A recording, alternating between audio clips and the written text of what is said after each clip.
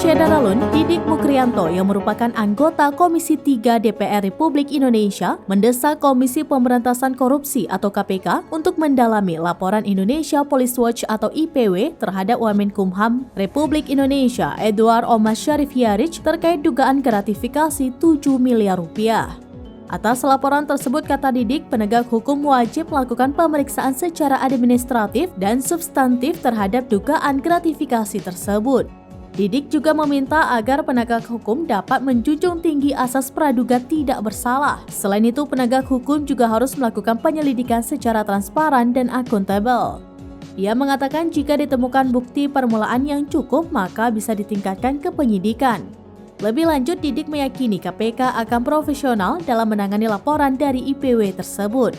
Secara aturan, KPK harus melakukan klarifikasi terkait laporan itu paling lama 30 hari kerja terhitung sejak laporan itu diterima. Bahkan sesuai dengan peraturan pemerintah 43/2018 imbuh Didik bagi siapa saja yang dinilai telah berjasa dalam usaha membantu upaya pencegahan atau pemberantasan tindak pidana korupsi berhak mendapat perlindungan dan juga penghargaan.